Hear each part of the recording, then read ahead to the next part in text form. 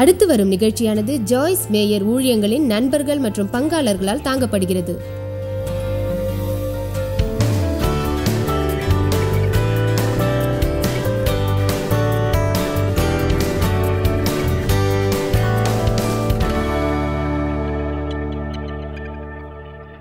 நாம் மகிழ்ச்சியாக இருக்க விரும்புகிறோம், அப்படித்தானே?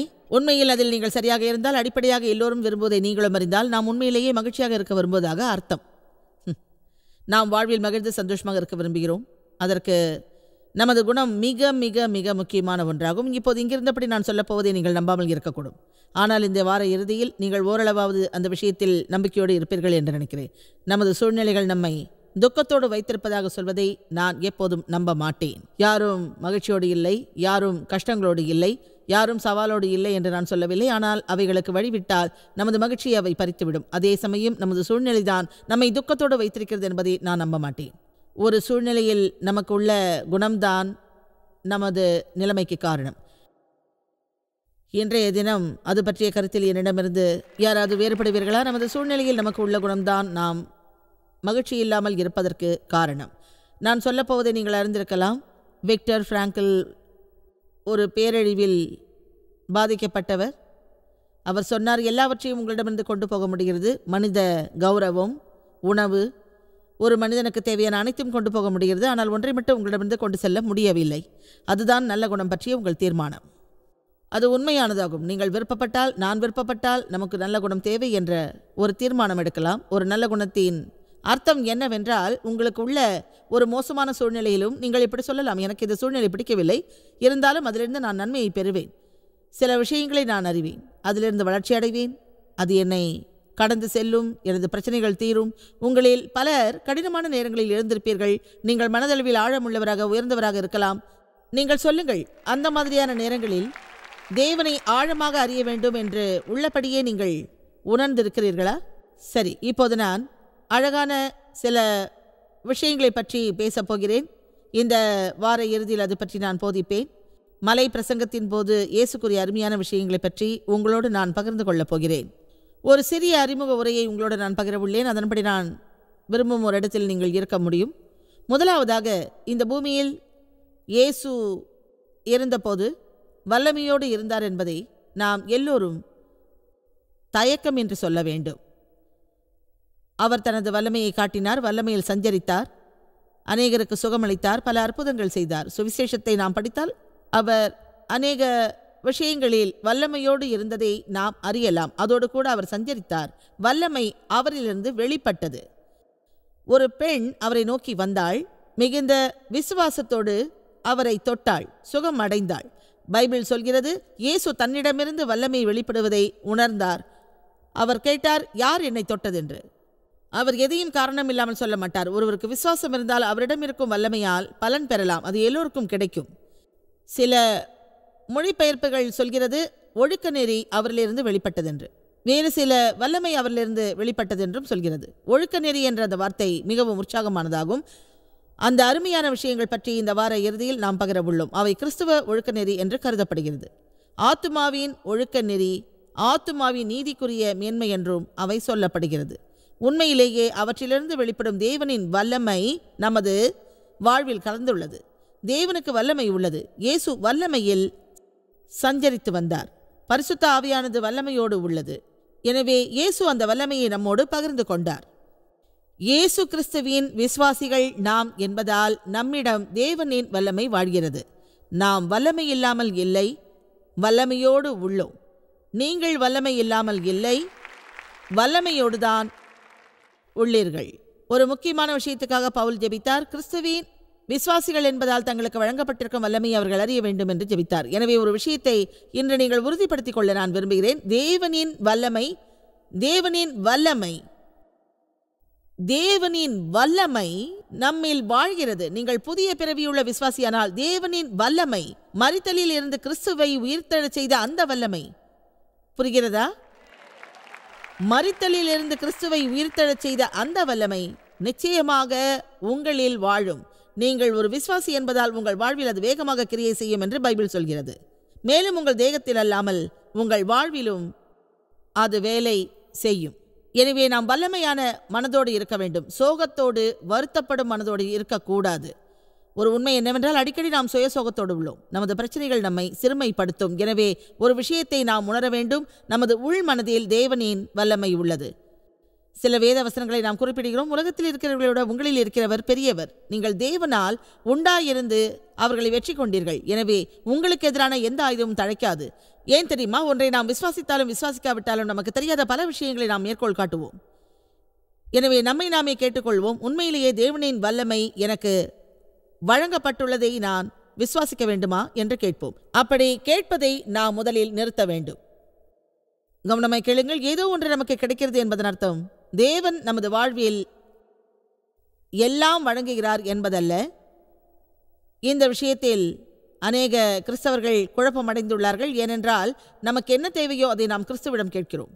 தேவனின் சத்தியம் எல்லாம் நமக்கானது என்றும் எல்லா வல்லமையும் நமதென்றும் நினைக்கிறோம். ஆனால் அப்படி நினைத்த போதும் அவற்றை நாம் பெற முடியாமல் இருக்கின்றோம். எனவே உங்களிடம் நான் எளிமையாக சொல்கிறேன், அதை புரிந்து கொள்ளுங்கள். அவை எல்லாம் ஆவிக்குரிய தேர்ச்சியில் கட்டப்பட்டுள்ளது. எனவே நாம் விரும்பினாலும் விரும்பாவிட்டாலும் நாம் தேவனில் வளர்ச்சி பெறுகிறோம். நமது குணத்தில் கிறிஸ்துவை போல் உள்ளோம். ஒழுக்க நெறி என்ற வார்த்தை புதிய ஏற்பாட்டில் 7 முறை சொல்லப்பட்டுள்ளது. வார்த்தையின் மொழிபெயர்ப்பில் 3 முறை சொல்லப்பட்டுள்ளது. கிரேக்க வார்த்தை டியூனமிஸ், வல்லமை என்று மொழிபெயர்க்கப்பட்டுள்ளது. அதை அப்போஸ்தலர் 1:8 நாம் பார்க்கலாம். பரிசுத்த ஆவி உங்களிடத்தில் வரும்போது நீங்கள் வல்லமையை பெற்றுக்கொள்வீர்கள். டியூனமிஸ் என்ற அந்த வார்த்தை 3 முறை வேதத்தில் சொல்லப்படுகிறது. அதன் மொழிபெயர்ப்பு வல்லமை என்பதல்ல, ஆனால் ஒழுக்க நெறி என்பதாகும். எனவே ஒழுக்க நெறியும் வல்லமையும் ஒரே சாராம்சத்தில் உள்ளவை என்பதை நாம் முடிவில் அறிய வேண்டும். மேலும் ஒழுக்க நெறி என்ற அந்த வார்த்தை 4 முறை வேதத்தில் வருகிறது. அது மேன்மை என்றும் மொழிபெயர்க்கப்பட்டுள்ளது. ஆனால் உண்மையிலேயே அது ஆத்மாவின் மேன்மையை குறிக்கிறது. மேன்மையான ஆத்மாவை பெறுவது எவ்வளவு அருமையானது என்று தெரியுமா? அதன் அர்த்தம் உள்மனதில் மேன்மையாக இருப்பது, ஒரு மகத்தான வாழ்க்கையோடு இருப்பது, நமது எண்ணங்களில் மேன்மையோடு இருப்பது. அதை பற்றி நான் எழுதியுள்ளேன். ஒழுக்க நெறி இல்லாவிட்டால் நமது குணத்தில் மேன்மை இருக்காது.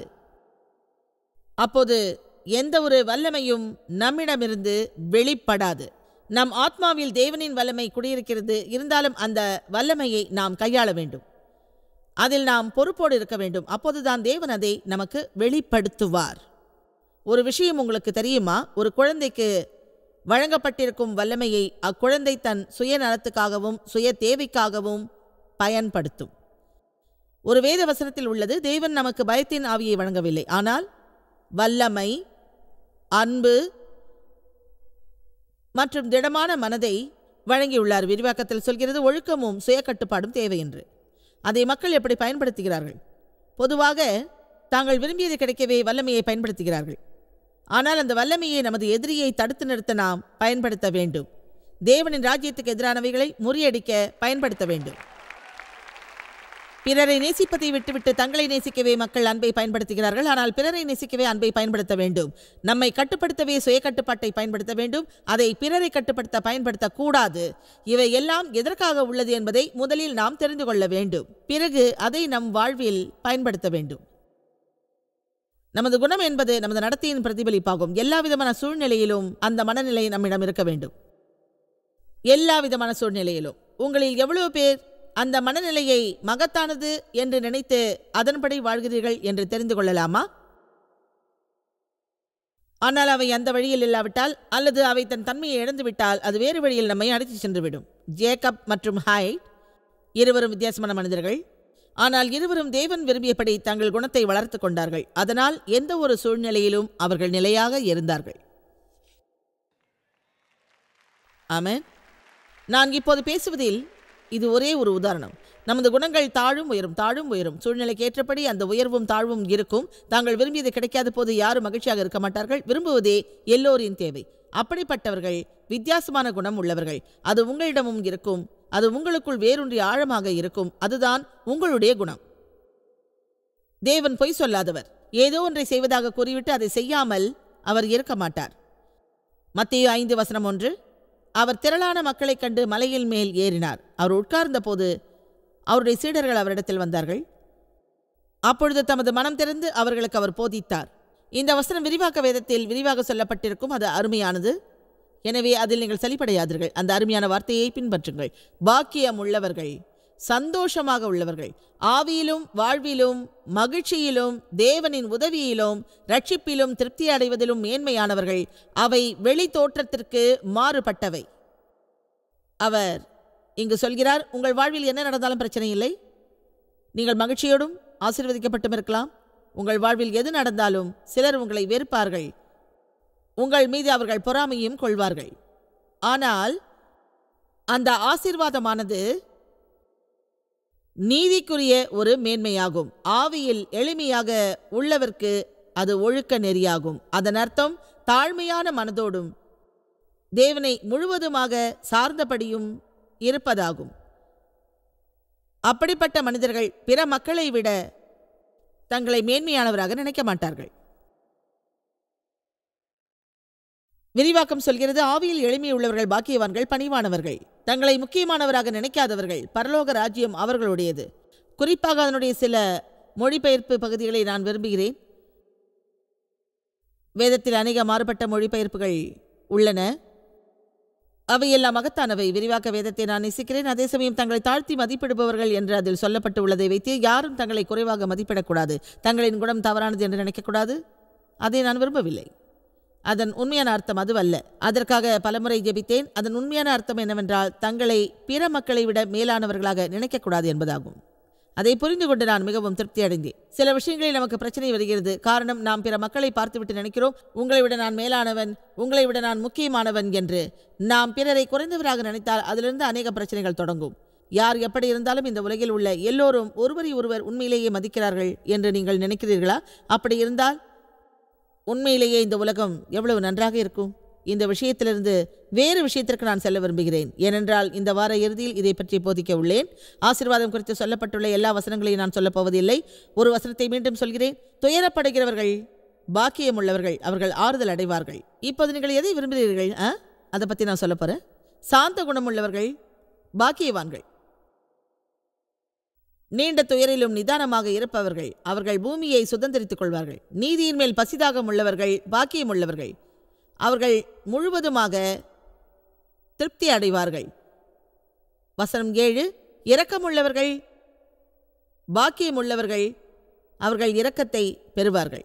இரக்கத்தோடு இருப்பது என்ன ஒரு அருமையான விஷயம். எனவே பிறரிடம் இரக்கம் காட்டுவதில் எந்த ஒரு தயக்கமும் இருக்கக்கூடாது. நாம் செய்யும் அந்த தவறை நம் வாழ்விலிருந்து அகற்ற வேண்டும். இருதயத்தில் சுத்தம் உள்ளவர்கள் பாக்கியம் உள்ளவர்கள், அவர்கள் தேவனை தரிசிப்பார்கள். உள்ளபடியே அந்த வசனம் எனக்கு மிக பிடித்த ஒரு வசனம். சமாதானம் பண்ணுகிறவர்கள் பாக்கியம் உள்ளவர்கள், அவர்கள் தேவனுடைய குமாரர் எண்ணப்படுவார்கள். 10வது வசனம், நீதியின் காரணமாக துன்பப்படுபவர்கள் பாக்கியம் உள்ளவர்கள், பரலோக ராஜ்யம் அவர்களுடையது. ஒருவேளை அது போதாமல் இருக்கலாம். வசனம் 11 சொல்கிறது, எனக்காக உங்களை நிந்தித்து துன்புறுத்தி பலவித தீமையான மொழிகளை உங்கள் பேரில் சொல்வார்களானால் நீங்கள் பாக்கியம் உள்ளவராக இருப்பீர்கள். வசனம் 12, களிகூர்ந்து மகிழ்வடையுங்கள், விண்ணுலகில் உங்கள் பலன் மிகுதியாய் இருக்கும். உங்களுக்கு முன்னிருந்த தீர்க்கதரிசிகளையும் அப்படியே துன்புறுத்தினார்களே.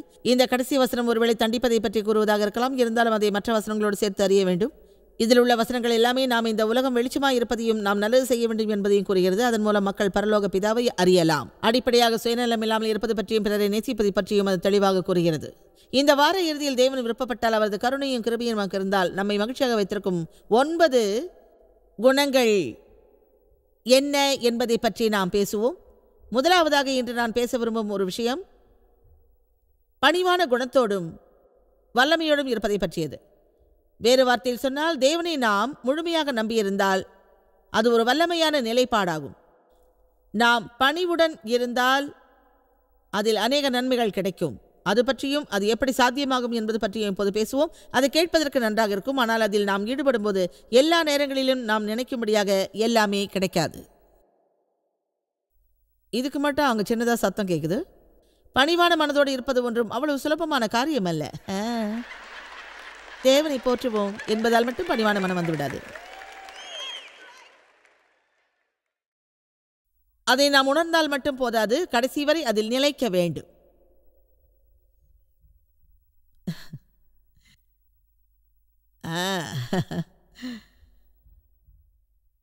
நாம் சரியாக இருப்பதை பற்றி மிக அதிகமாக நினைக்கிறோம்.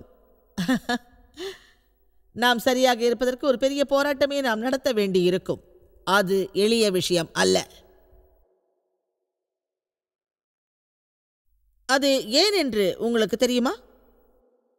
உங்களுக்கு வேண்டிய ஒருவர் உங்கள் வாயை மூடுவதற்காக நீங்கள் சரியாக இருப்பதாக சொல்வார், ஆனால் மனதில் நீங்கள் சரியில்லை என்று நினைப்பார்.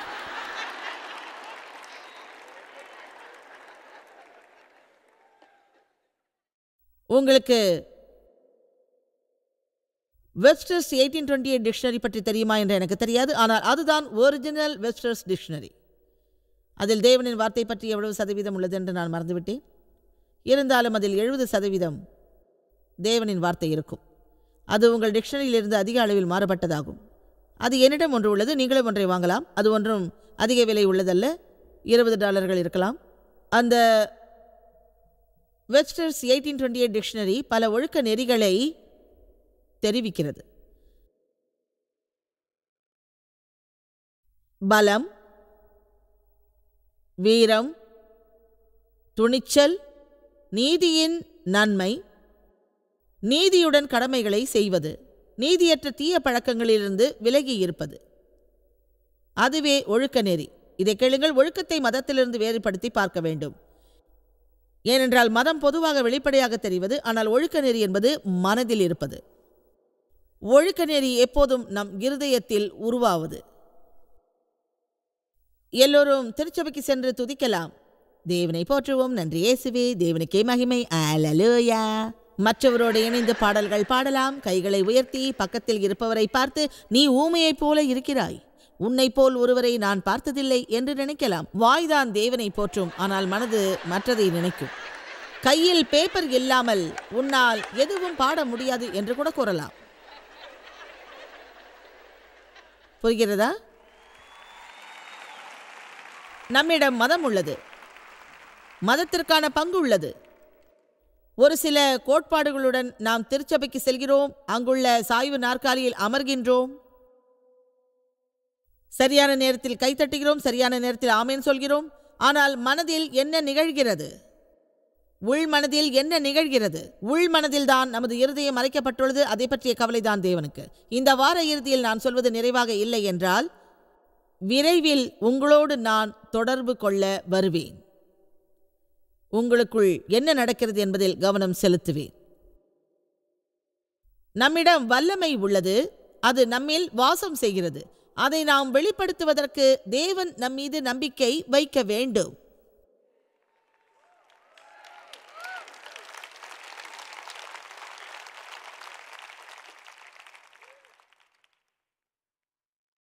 நமது உள்மனதில் என்ன நடக்கிறது என்பது யாருக்கும் தெரியாது, ஆனால் தேவன் அதை அறிவார். மனிதனுக்குள் மூடப்பட்டிருக்கும் இருதயம்தான் நமக்கு முக்கியமான விஷயம் என்று சொல்வார். அதன் பிறகு அவர் டிக்ஷனரியில் உள்ள கருத்தோடு ஒப்பிட்டு பார்ப்பார். அது சொல்கிறது, ஒழுக்க நெறி என்பது உண்மைக்கு தன்னிச்சையாக கீழ்ப்படிவது ஆகும். அதில் தான் தேவனை நேசிக்கும் தத்துவம் உள்ளது. அதை நான் நேசிக்கிறேன். ஏதோ ஒன்றை பெறுவதற்காக நாம் வார்த்தைக்கு பணிய மாட்டோம்.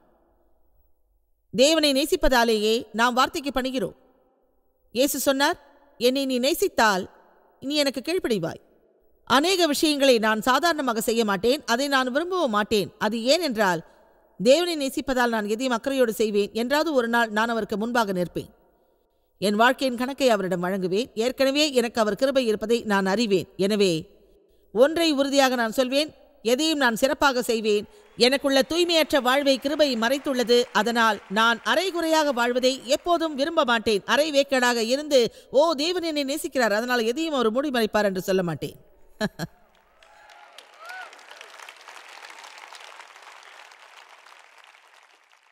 ஆமென். நான் விரும்புவது தேவ மனிதர்கள் உயர வேண்டும், தங்களுக்கான சரியான இடத்தை அறிய வேண்டும். தேவனின் பிரசன்னத்தில் இருங்கள், நித்திய ஜீவனுக்கான வாழ்வை பெறுங்கள். சமரசம் செய்யாதீர்கள். எல்லோரும் செல்லும் மத சார்ந்த படகில் செல்லாதீர்கள். முக்கியமாக எந்நேரமும் சமரசம் செய்யாதீர்கள். அதை விட்டுவிட்டு உங்களுக்கு எது சரியோ அதற்கான தீர்மானம் எடுங்கள். நீதிக்காக பசியோடும் தாகத்தோடும் இருங்கள். அது குறிப்பாக ஆத்மாவின் மேன்மையாகும். அந்த அறிகுறி உள்ள விஷயங்களே உணர்ச்சி, கற்பு, உதவி, பொறுமை, பணிவு, இரக்கம், கருணை ஆகியவை. அதுதான் உண்மை. எனவே ஆசீர்வதிக்கப்படுவது ஒரு அருமையான விஷயம், உண்மையிலேயே ஒரு அருமையான விஷயம்தான். அப்படிப்பட்ட விஷயங்களை வழக்கமாக பொதுவாக நாம் திருச்சபைகளில் பேசுகிறோம். எப்படி இருக்கீங்க, நான் ஆசீர்வதிக்கப்பட்டேன் என்று. உண்மையிலேயே சட்டப்பூர்வமாக நீங்கள் ஆசீர்வாதம் பெறலாம், ஆனால் உங்களுக்கு மகிழ்ச்சி உள்ளதா? உங்களுக்கு என்ன ஒரு சூழ்நிலை இருந்தாலும் நீங்கள் மகிழ்ச்சியாக உள்ளீர்களா? உங்களின் மகிழ்ச்சியான வாழ்க்கையை பார்த்து பிறர் பொறாமைப்படுகிறார்களா? அவர்கள் சொல்வார்கள், உங்களைப் போல நான் மகிழ்ச்சியாக இருக்க வேண்டும். ஆனால் உள்ளபடியே நான் ஆசீர்வதிக்கப்படவில்லை. கடந்த 3 வாரங்களாகவே நான் மன அழுத்தத்தோடு, அதைரியத்தோடு, ஏமாற்றத்தோடு உள்ளேன். என் வேலையில் நான் விரும்பிய உயர்வு கிடைக்காதால் பைத்தியமாக உள்ளேன் என்பார்கள். ஆனாலும் தேவனை போற்றுவோம், உள்ளே வரும்போதும் வெளியே செல்லும் போதும் ஆசீர்வதிக்கப்பட்டேன். ஆமாம், நான் தான் தேவனால் ஆசீர்வதிக்கப்பட்டவன் என்று சொல்வார்கள். இப்போது நீங்கள் எல்லோரும் சிறிது நேரம் விழித்திருக்க நான் முயற்சி செய்கிறேன்.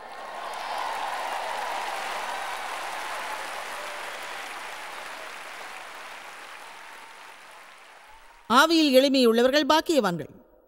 அவர்கள் தேவனை அறிய வேண்டும், அதை பற்றி நீங்கள் சிந்திக்க வேண்டும். என்னிடம் ஒரு வளர்ந்த பீச் மரம் உள்ளது. அதில் அருமையான பீச் பழங்கள் உள்ளன. அவைகள் கீழே தொங்கியபடி இருக்கிறது.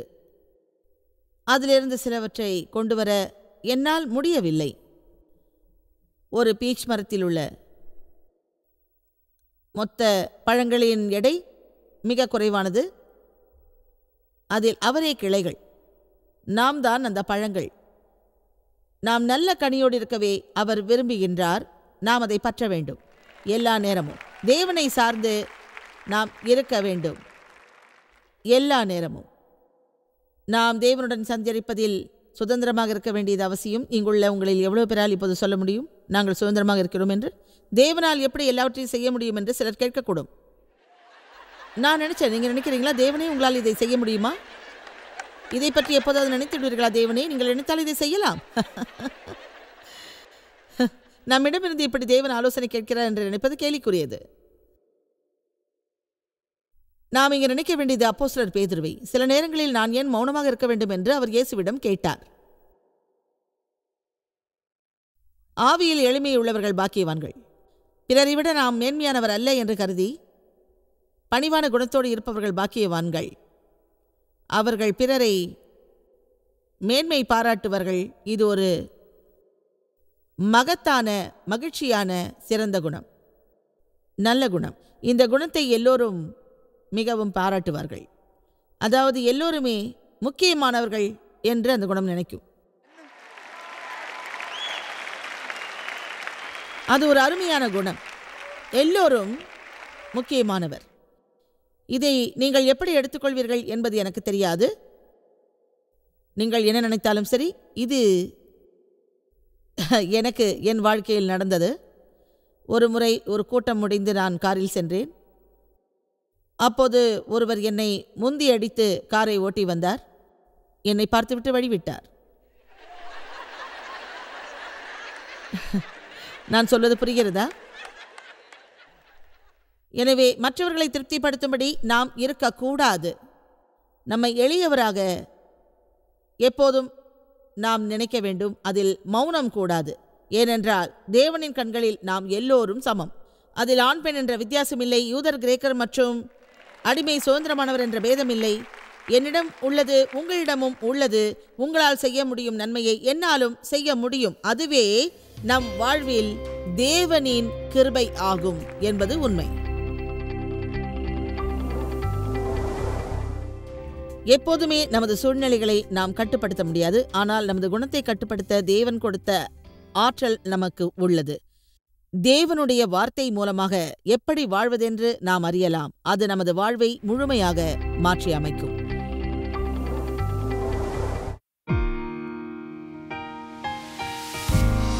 இந்த ஊழியத்தை உலகமெங்கும் சாத்தியமாக்கும் நண்பர்களுக்கும் பங்காளர்களுக்கும் எங்களது நன்றியையும் பாராட்டுகளையும் தெரிவிக்கிறோம்.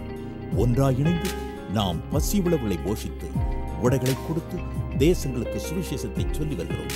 எங்களை தொடர்பு கொண்டு www.jmmindia.org உங்கள் ஜெப தேவைகள் மற்றும் எங்களின் வெளியீடுகள் பற்றி அறிந்து ஜாய்ஸ் அவர்கள் நிகழ்ச்சிகளை அறிந்து எங்களோடு இணைந்து தேவ அன்பை உலகிற்கு பரவச் செய்யுங்கள். அடுத்த அடுத்து வரும் நிகழ்ச்சியானது ஜாய்ஸ் மேயர் ஊழியங்களின் நண்பர்கள் மற்றும் பங்காளர்களால் தாங்கப்படுகிறது.